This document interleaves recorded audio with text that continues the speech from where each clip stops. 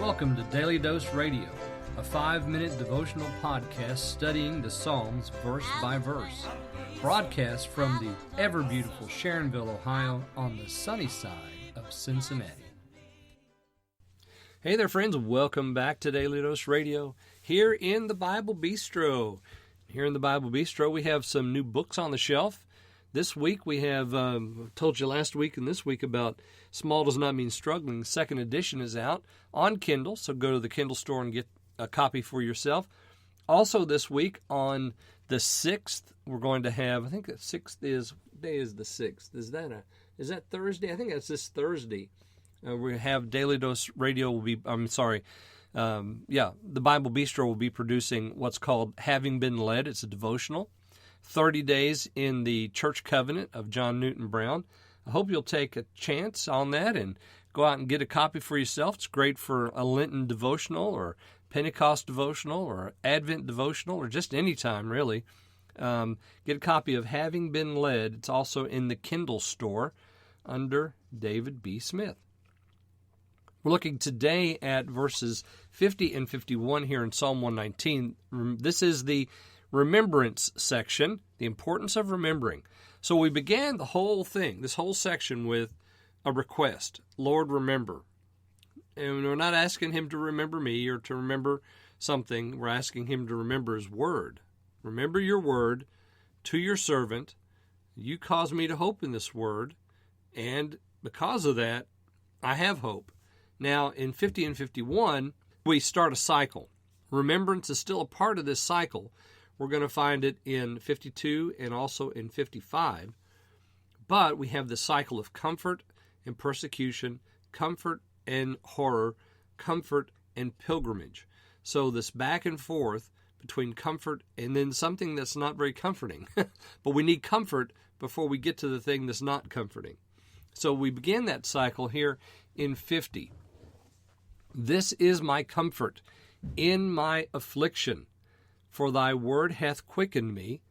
The proud have had me greatly in derision, yet I have not declined from thy law. Okay, that's verses 50 and 51. Notice, this is my comfort in my affliction. So he's afflicted somehow. Don't know if it's a sickness or if it's something's going on. We don't know from verse 50, but then we come to verse 51 and we find out what it is. The affliction is, the proud have me in derision. Here's my comfort. When the proud have me in derision, your word quickens me. So we have comfort and quickening, and then we have the persecution. Whatever was going on, the derision of the proud. And he says, even though they've done that, I've not declined from thy law. Why is that? Well, first of all, because he found comfort in the word and quickening in the word. So what does it matter what the wicked do or the proud do? It doesn't matter, does it?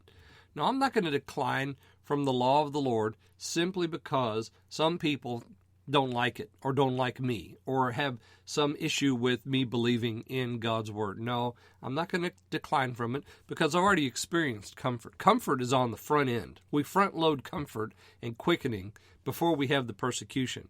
So there's comfort in affliction because the word has quickened me. Therefore, when the proud come and have me in derision, I'm not going to decline from the law.